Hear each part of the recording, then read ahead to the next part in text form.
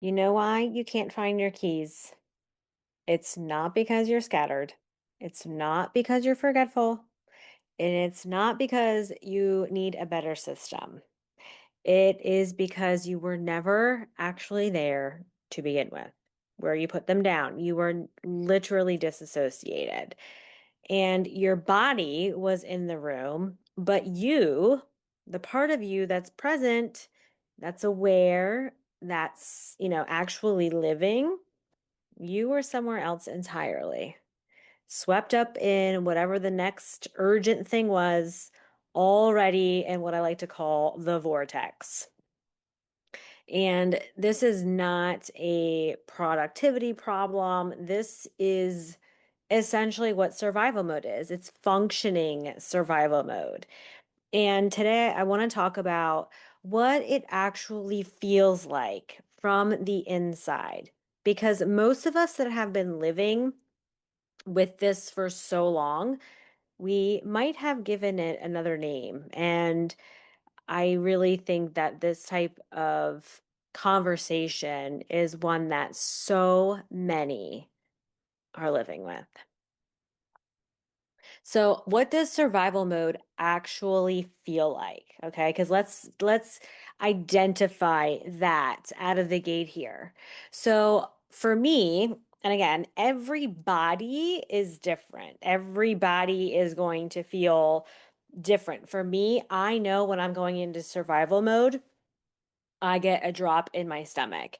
And that is the signal. And that's what pulls me into, like I said, what I call the vortex. This vortex it can be emotionally spiraling inside of myself. I feel the separation. It's almost me internally watching a category 5 hurricane within myself. And if you've watched the movie Twister, I am watching the hurricane from separated from me. But I can't do anything about it. At least that was before somatic therapy. But before then, I would just get so lost in it. I would get lost in the urgency. I would get lost in the right here, right now. I would if someone would ask something of me, I felt that if I didn't get it done right away, that I was lazy or I wasn't efficient. And I took this on and I wore this survival mode, and it is survival mode. It is functioning survival mode. And I took this on as I'm efficient and I get back to people right away. But what it was costing me was calm. I couldn't be calm in the moment. I had to deliver, I had to decide. And I felt like I was racing and running against this invisible clock, that I was the only one that was running. No one else told me, oh, you have a deadline. There was no deadline. It was my nervous system that was telling me there's a deadline. And I really truly believe that this probably comes like most of us with our childhood. I was always rushed when I was little. Always had a fear of being late. I was always had to be on time. And my father was a very punctual, on time person, and my mom was not. She was late, unorganized, just so having both of those it severely affected me, honestly. And I have a fear of being late, and I have a fear of always doing things right away because I don't like the feeling of being rushed. I feel, I just feel like I come undone. I come unweaved. And I also notice this too when I do have the clock actually against me. So, for example, like dinner. Dinner is always, and I'm sure you could resonate with this, especially if you're a mom and practices, is that dinner was always a race against the clock. Now, I'm the type of person where I don't care. I like meal planning. I like cooking. I like all of that. But when my son got into sports, oh my God, did I feel the rush of getting dinner done. And sometimes even it was like, even if he didn't have practice, I still would have that anxiety or that rushed feeling like, oh my God. So oh my God, this is survival mode. This is why people, like I said in the very beginning, forget their keys. They're separating from self, right? So I would literally get lost in this recipe. Like the recipe was the eye of the tornado or the hurricane or whatever, the vortex. And I would rush to be so precise and I would get everything, I would have this anxiety feeling within me that was just brewing and brewing and brewing. And I really noticed this probably like late last year, like, you know, probably like around when school time happened.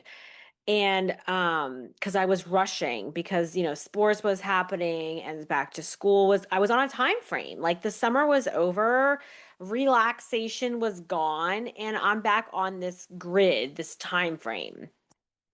So I stopped and I ended up putting on jazz music. And I'm like, okay, because I put on spa music for my animals when I leave, and I know that's like very calming for them. So I'm like, what will calm me down? Like, I'm not listening to spa music when I'm cooking. I'm like, oh my God, why don't I start listening to jazz? So that's where that whole thing started. And now, mind you, I always have loved cooking. Like, I've always loved it. But you give me a time frame or a party or some type of hosting, and like I am like rollers, like ice skating basically on the floor. Like I am just whizzing myself around. And I will say, while that has served me and it has been productive, it is functional survival mode.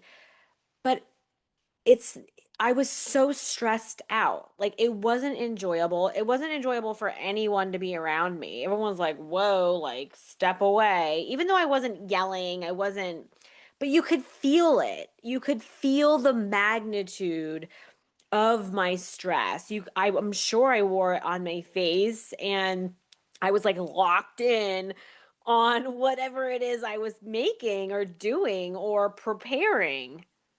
I mean, for what? Like for my 9-year-old son who could give two shits if it's freaking penne or if it's beef Wellington. I was literally every meal, even if it was penne, I felt like I had Gordon Ramsay behind me as if I was making a freaking beef Wellington. That is the pressure. That is the rushed, the anxiety that I put on myself because I have had this ingrained, embedded fear of time since I have been little. Ever since I grew up with my dad, and when my mom would drop us off at my dad's, if my mom was even 2 minutes late, all hell would break loose. My dad would literally flip shit. And I remember my mom lived like about 30 minutes from my dad. And I remember when we would get off of that exit and I think from the exit to my dad's was like maybe 10 minutes.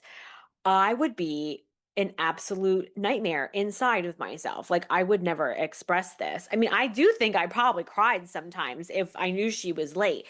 And she would just be like, "Oh, whatever. Like it's Sunday. I'm dropping you off." Which in her adult mind, like, who cares if I'm 5 minutes late? I'm still dropping you off. But for us, we knew and lived very much with the fear of being on time and punctual and what that meant to my dad. So even though my mom kind of didn't really understand that, it really embedded this deep rooted time-based fear. And that has, I will say, I'm learning this right now in real time. I was a hairstylist for 20 years, and I always prided myself on the fact that I was never late. I was never, ever late for a client. Like, I scheduled, I was beyond efficient. Like, the time that I was done with a client, my next client was coming in. I was always down to the minute, on time, punctual. And again, I really realized that my entire life, or my career of being a hairstylist, was truly me living in functional survival mode. I mean, truly. And I truly also believe that is why at the end of my career, I was so inflamed. I was in chronic pain all the time because my cortisol levels were so high, and from stress. I mean, it just it just took its toll, and I physically couldn't do it anymore. I could not obtain the amount of clients that I was doing. It was physically impossible to me. I would literally be crying at the end of the day because I physically couldn't do hair anymore, and I wasn't ready to give it up. I was forced to give it up.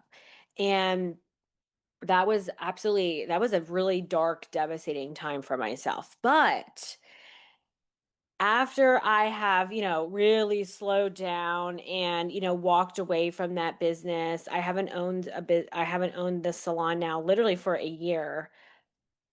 Again, I have realized how freaking dysregulated I have been in that business. And it's not because of the business itself, it's because of my relationship with time management.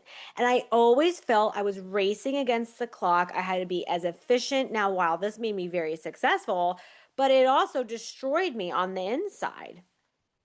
I was literally living in chronic survival mode my entire 20-year career because it is time based.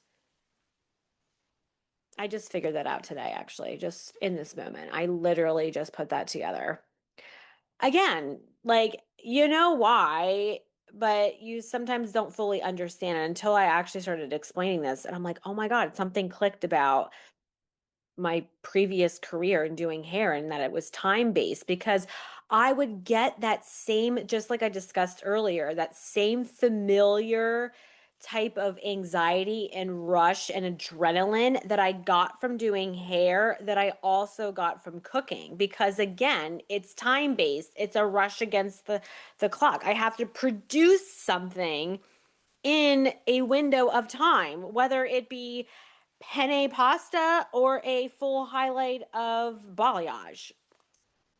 I mean, name your item here. They're two of the same coin, just flipped. It's wild. Like, it is wild how, you can correlate these things back. I like to call it like an invisible spider web.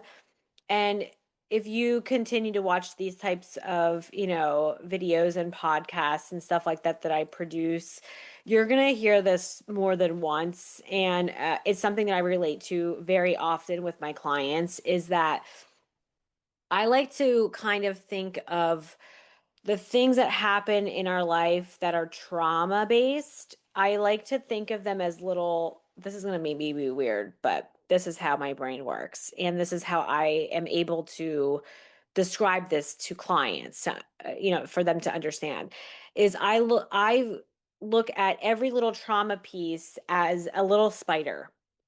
And that spider represents the trauma that occurred to you. And that spider weaves a web that's invisible, right? You can't see it unless it's wet or the sun's glaring on it, whatever. But it weaves a web, and that web carries all different types of emotions and felt sensations that lead back to that trauma. And because a web can be it's very intricate, it's very detailed. It can be vast and big, or it can be very small, you know? And again, that is the difference between a macro trauma and a micro trauma. That's like, again, coming back to the web. So what happens then is after you have had, trauma after trauma, these webs start interconnecting with one another. They start overlapping. So you might, for example, I'm literally relating this back in real time here. So for example, like I know I have a fear of time, of not being on time, of being late. And that fear, that trauma that I went, when I was very little, I mean, I was like 5 to, or maybe even like 6 or 7, but pretty much all throughout my younger childhood, time was always on the forefront of my mind. I mean, I had to walk to school, walk home from school, and again, I had a lot of responsibility about around time. And so that those emotions of anxiety and of, all of that, whatever else it, the feeling of having to be rushed, of not being able to take my time, all of that, again, those have correlated into my career of 20 years, and also when it comes to my son and rushing out the door sometimes when we're maybe running late, or maybe we're not running late. I have had to be super intentional and be very aware that I am not doing this to my son. And he will say to me, "Mom, you're rushing me. You're rushing me." And I'm like, "Yeah, why am I rushing you? Like, for what?" It's just, again, the nervous system is like, the clock, we gotta go, we gotta go. And that's what's familiar. But I have to really be aware and intentional of relearning and unlearning, so that I don't create this type of anxiety in my son, because I don't want him to have this, because while like it did serve me in my career, but maybe subconsciously, like, who knows what that would have been like if I didn't have that, would I have, I mean, we could go down that road another time. I'm not even going down that road. It's just, I don't want him to have that type of anxiety, and just the feeling of like, I'm whizzing by on almost like ice skates. Like I just am like, "Brrr, I'm here and I'm there." And that means that I'm disassociated from my body. I'm separate from my body. And again, this is why people forget their keys. This is why because they're rushing. They're not present in real time. And this will rob you of your joy, because joy is a present feeling, it's a present emotion.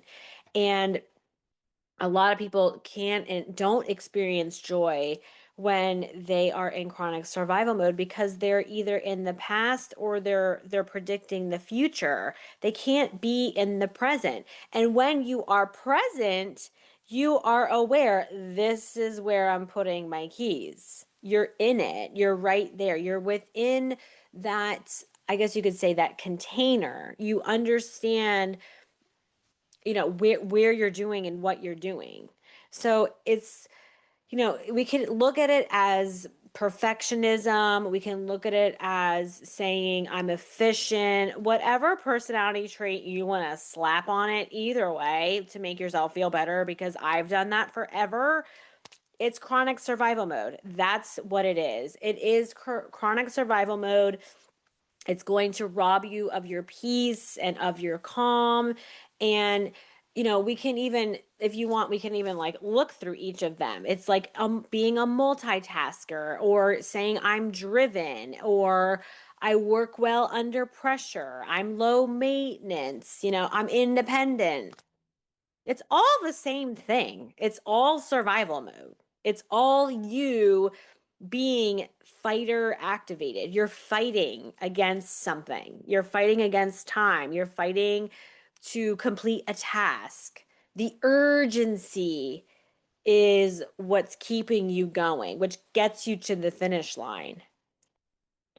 And it can be extremely productive, but it's also self-abandonment, 1,000%. So it's just, I just don't like that feeling. And so I've had to work really hard on my building my awareness and my tolerance for changing that. So now when I do feel like that vortex kind of coming into play, I'm like, oh, I'm definitely triggered by something, or I feel something is familiar, and I have to work extra, extra hard at it with the time-based stuff because it's so ingrained in me. It's like clockwork.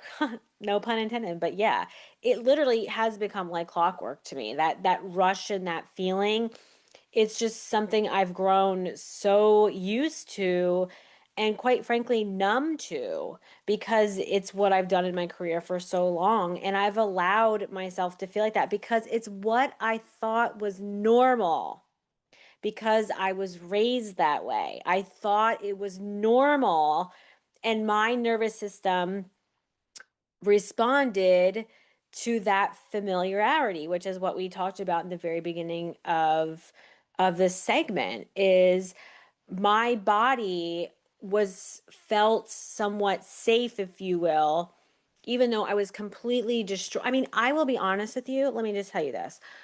When I did hair, I barely ate lunch. And for those of you that are hairstylists that are listening to this, this is for you right now. If you are a hairstylist that does not take time to eat lunch or have a lunch break, you must start doing that. And I was a person that never took a lunch ever. I would work 10 plus hours straight. I would not go to the bathroom. I'm not even kidding you. I would go to the bathroom in the morning, go to work. I would live off of coffee. And I would not stop until after my last client, I would finally go to the bathroom and pee. I'm talking like 10 plus hours. I wouldn't even know, I wouldn't even go to the bathroom at all. I would just wait till I got home. I, that is so unhealthy. But again, it was because I didn't have time. I was racing against the clock. I mean, I had so many UTIs. I had bladder infections, kidney infections, because I was literally holding my pee for so long. I don't do that anymore, obviously. But I mean, I still drink coffee like a fiend, but that's also trauma.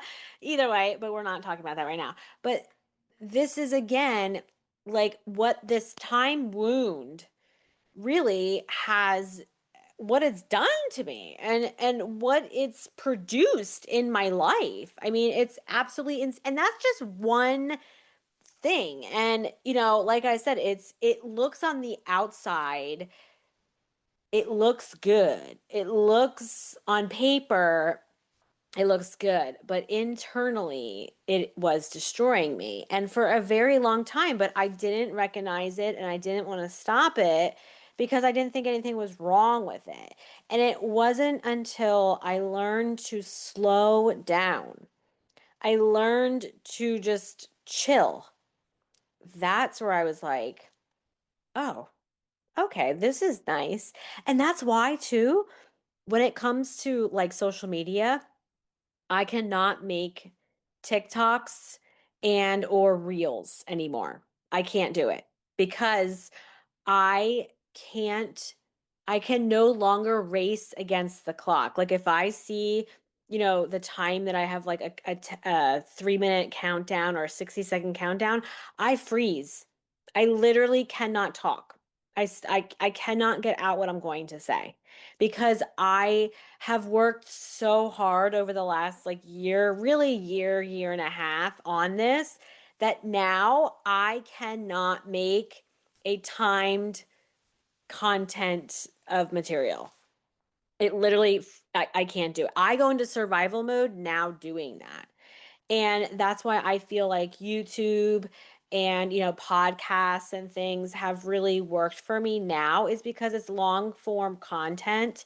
I'm not on the clock and I can edit whatever I want to edit. And I just feel like I'm at peace. I can, go into more depth of whatever it is I want to say. And I'm not racing, I'm not on the clock. And that has been so freeing for me because when I first started with my career, it was so about Instagram and obviously then moving into TikTok. And while I did all of that, but as I started working on my nervous system and really working with that time wound and reversing that felt sensation and, reversing how that affected me, it's changed the way I make content. It's had to because I cannot perform, which is what I've been doing all these years. I've been performing. I can't perform under pressure anymore. I cannot perform with a clock anymore. And even when it comes to cooking now, and when I have my son and he has a practice, I will make something that is so easy, or I'll just be like, you know what, we're just gonna go out for dinner. Or I just don't put that pressure on myself anymore because I do not want to feel that drop in my stomach and then that whoosh of anxiety and that internal spiral that I am intentionally putting myself through. Why? And for who? And for what? Why are we doing this? Does this really matter? No. So now I save my good longer recipes on the days that he doesn't have practice, and I will put jazz music on literally right as I walk the door.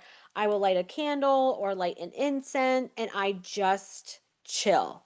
We just come down from the day, and it's a slower paced type of vibe, and it's allowed me just to be super present, and I am not stressed anymore about that type of area. There's other areas that I am still working on, but that has been a big mountain and a big hurdle for me to climb because it was something that was so, like I said, ingrained and embedded within me. So for you to really truly understand and get a grasp of your felt sensations, the best way to start doing this is to have to start doing body scans. And this is something that we can do together, right now if you'd like. And it's very simple. It can take you 5 minutes. You can do it in bed. In fact, I do it a lot before I get out of bed. I will just scan my body to just see what arises. Now, in a session, it's way more in depth than what I'm going to share with you right here, right now. But this is just a kind of a little bit of a time out for you. This is going to help you really get a grasp of your felt sensations and truly sink in and tune in to, the temperature of your felt sensations, the tone of them, if you will, and really get clear and build that individual intimacy with yourself of really what your needs are. So that way, like if you feel really stressed and you're just tired and you're like, I'm just so burnt out, okay, this is what I need to do for myself today. Maybe I need to carve out 30 minutes to an hour of just doing this for myself. And this is not self-care, by the way. This is beyond self-care. This is just the most basic of basic things that you should be doing for yourself. This isn't like, oh, I need to go do a spa day and get a facial and get a massage. No, this is something that it's like breathing. It's literal, it should become so just embedded in your everyday life. Is you checking in with yourself? What are my needs? How am I feeling today? What can I do so that I can maybe move the degree, even 1 degree? And that's something I also like to share with my clients too. Before we do the body scan, I just want to explain this. A lot of times when people start doing and taking on trauma recovery type of modalities, or they're like, oh, even at the beginning of the year, I'm going to start doing this. A lot of trauma survivors, if you will, whether they're still in survival mode or not, they like to do grand gestures because their body likes the challenge.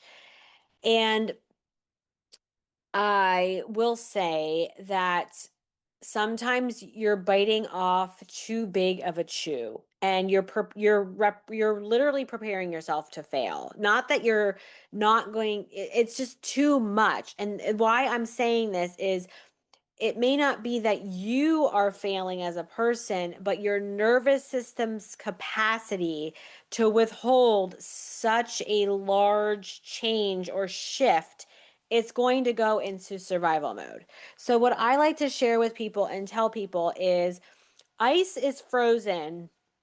It takes 32 degrees for ice to freeze, right? And it's solid. It once if you start even changing the degree to 33 degrees or 34, that ice starts to melt the warmer that it gets, and it will no longer be an ice cube, it will be water, right? So that's where I like to say that you don't need to do all of these big grand things. And this is also what is within my program, Soma and Soul, is it's very titrated. It is very we we introduce things, we roll it back. We introduce, it's a building block. That's why it takes 6 months. It's because you cannot go in like big bang, let's bang this out within your nervous system. You're going to have resistance. It's going to be like, yeah, no, I'm not doing this, because everything you're doing is new. It's going to resist it. It's now going to think that somatic therapy is a threat. It's not going to feel safe doing it. So you have to, introduce things, test them out, practice them, step back, see how your body responds. Try something else, see how your body responds. That's a part of why this Soma and Soul is 6 months, and it's building the capacity for then you to go into the actual practice of body led living. You can't do all these things right away. This is not a fast track healing. It is necessary. It is kind of fast track because once the nervous system gets acquainted and it starts to get on board with, oh, this stuff is safe, I feel good doing this, it moves quicker. But it's not a sense of fast track of like, oh, I can do these 5 things and my nervous system is regulated. Absolutely not. You have to build that capacity. You have to build that tolerance. And especially for some people who have been through a lot of trauma in their life, their window of tolerance is going to be they're going to be very uncomfortable, and they're going to feel that very quickly. So you have to go low and slow with those types of people. So that's why Soma and Soul is 6 months.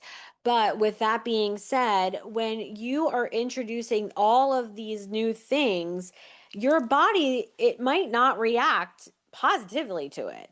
And you're not going to want to do all these things. So it's going to shut down. It's going to go into burnout mode, and it's not going to want to do it. You're going to lose drive. You're going to lose the motivation. You're then going to go into some type of functioning freeze, and you're like, oh, I just failed at this.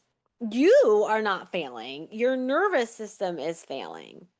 And that is something you have to identify, and you have to understand that when you are in this chronic survival mode of doing things fast and doing things quick, it's never going to work out for you. You're always going to come back to square one every single time.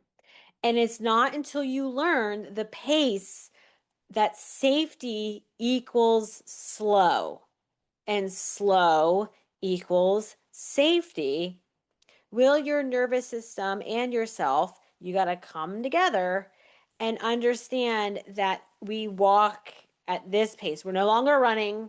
We're no longer on ice skates. We're walking at a pace that feels good. And whatever pace that is for you, everyone is different. But you have to figure that out, and you have to understand that that is what is your safe pace. And that's something again that we go into Soma and Soul, and we figure out, what that pace is. And it's basically then you know, like when you're doing something new or you're introducing something, like you got to try it out for a little bit and you got to see how it feels. So again, when you're doing back to the whole body scan thing, when you're doing a body scan, this is going to be something that more than likely you've never done before. And when you do this, you might not feel great the first few times doing it. You might feel like, whoa, this feels weird, or I really do not like this. And it's not that you need to continue to do it, because there's the body scan is where a lot of your answers are. It's going to tell you what arises within your body, where you're feeling blocks, where you're feeling tension. And this is a wonderful and amazing exercise to do right before you get out of bed. Literally, just, once your alarm goes off, intentionally, maybe not set a timer, but set some time aside to just do a body scan and just be like, just lay there and just go down your body and back up your body, breathing slowly, waking up your body from rest into awareness. And when you start doing this intentionally, and this is how you're arriving in the day every day, it's a beautiful practice. And with the practices within the cohort of Soma and Soul, they are very more in depth than what I'm going to share with you right here. But if you have some time and you would like to lay down, you can pause this and find a comfortable seat. And then when you're ready, you can hit play again. But I'm just going to have you lay down in whatever area, or you could be in your bed. It could be on a yoga mat, on your couch, wherever. Just lay down. And you're just going to take a couple deep breaths. Now, I'm going to go through this a little bit quicker because this is just a very simple exercise, but I want you to see that when you slow down the pace and you do something for yourself, that what this type of practice can do for you. And again, you might like this, you might not like it, but I only ask that you try it at least 5 times before you decide whether you like it or not. So you're just gonna continue to lay here, and we're gonna take a couple deep breaths here. In through the nose, hold, exhale out of the mouth. Inhale in, hold, and exhale out. Take as many breaths as you need here. And then on your next inhale, when you're ready, your inhale, you're almost like going to pull up and inhale in. You're going to pull up almost as if you have like a spotlight or a flashlight. And on your exhale, you're going to focus that entire light or that beam, focus it all the way down with your exhale, with your breath, down to the very tips of your toes. And you're going to breathe in to that space, into the tips of your toes. We're only focusing on that area right now. Nothing else matters, just this area.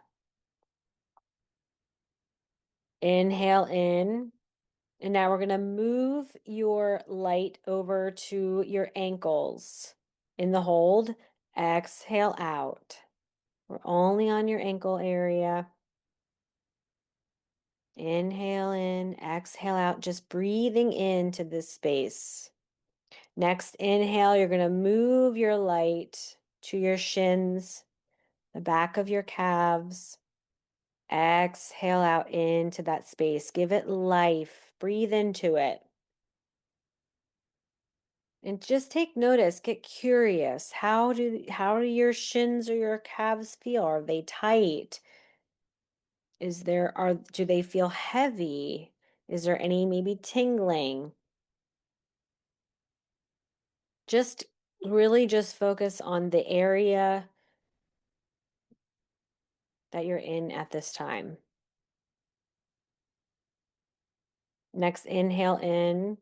We're going to move up to your knees, the backs of your knees. Again, is there achiness, tenderness, any soreness, or do they feel good? Light, movable. Inhale in. We're going to move up to your thighs and your hamstrings. Inhale in, exhale out into those spaces. Get curious with how everything feels. Again, we're moving at a much quicker pace than what we would normally, but again, once you understand this, you can go as slow as you need, and I encourage you to go slow. Inhale in, we're going to come up to your hip area and back body. Inhale in, exhale out.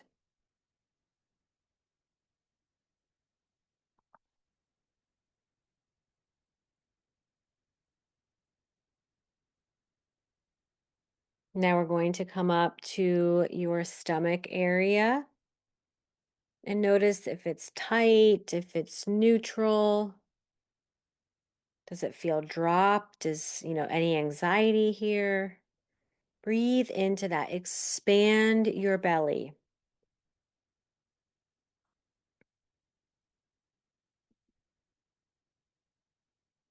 Inhale in. We're going to drop your awareness down to your right hand.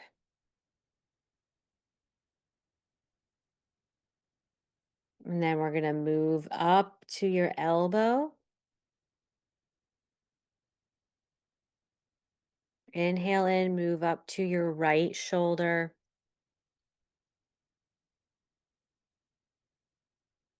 Inhale in, we're going to move to your chest area and your heart center here. And you can hold this as well. You can hold your heart, hold your chest, invite physical touch if you'd like. Your next inhale, we're going to move to your left shoulder.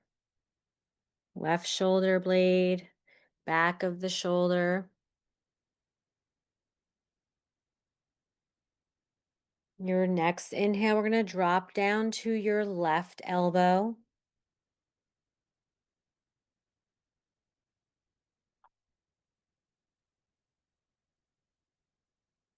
And drop down to your left hand on your next inhale.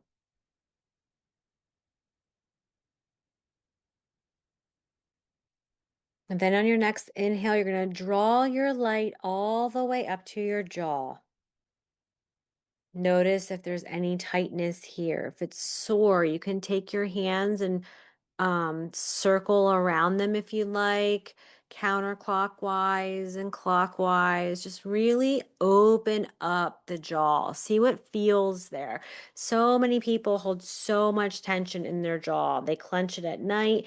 This is why this type of body scan is wonderful to do in the morning, because so many of us, the tightness happens at night. That's why a lot of us wake up sore. So when you're doing a body scan and you have, you're introducing any type of physical touch and you're having that awareness of how you feel, oh, maybe I need to go do some yoga in the morning or some stretches versus just hitting the alarm off and hopping up and grabbing some coffee or getting in the shower. You're able to really build that attunement with your body and what its needs are so that you can move throughout the day better and you feel better. You feel just like you're already taking care of yourself out of the like before you even get out of bed. Again, we're just focusing on the jaw area. Now we're going to move your awareness up to your eyes.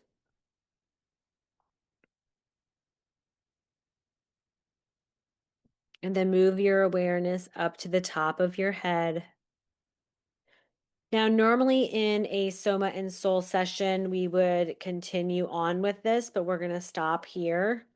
And you just want to do on your next inhale, you just want to basically take that light and just almost like scan it all the way down, like you're in a scanner from top to bottom, bottom to top, nice and slow. And just see if anything, any body part specifically just stands out to you and really understand and recognize that felt sensation. Maybe something feels achy, or maybe something feels heavy and sad.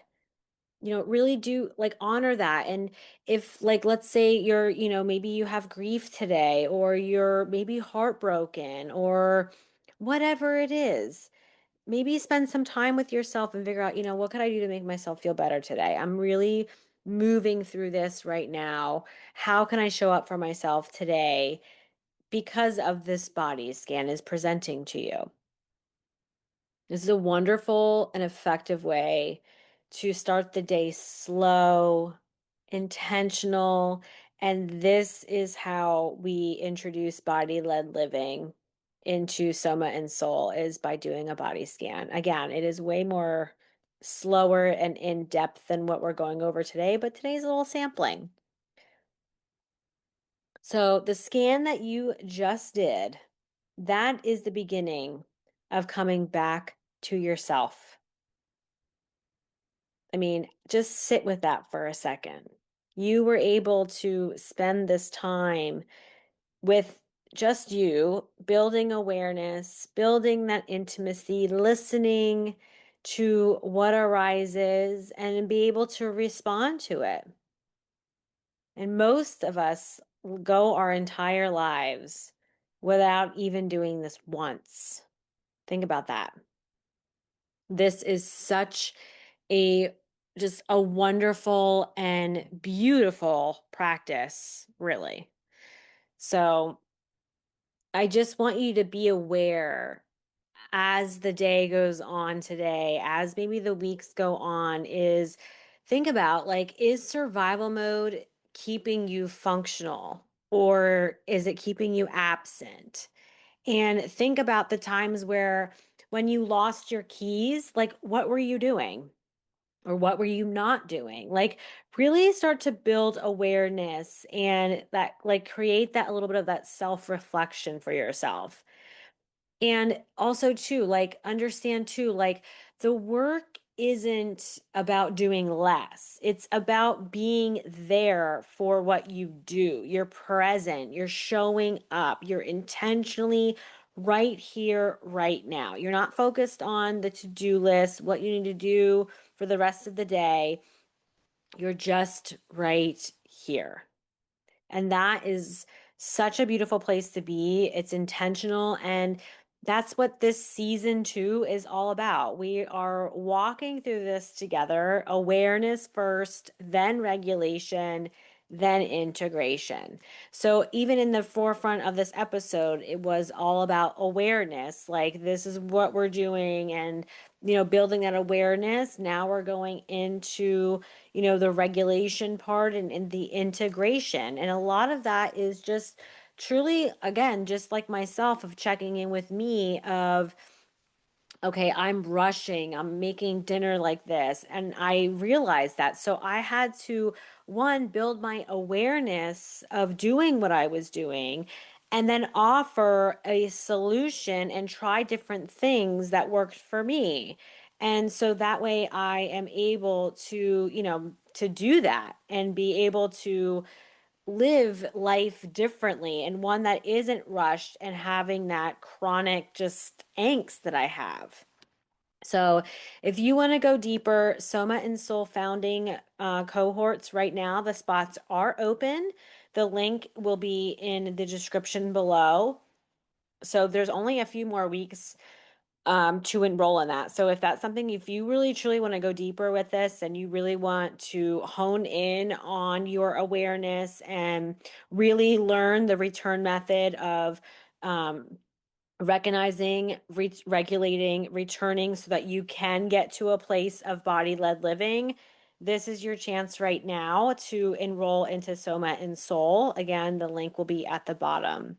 And I just want to tell you and just reiterate that you do not have a productivity problem. You have a presence problem. If you resonated with any of this today, and your nervous system has been trying to tell you this, okay?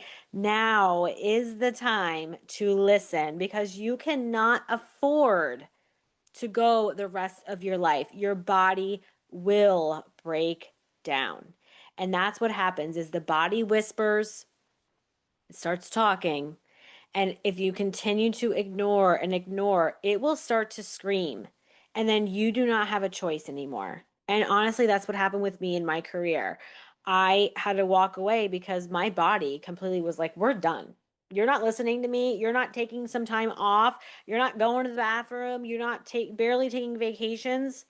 We're going to shut this down for you because you're never going to away on your own. We're going to force you to walk away.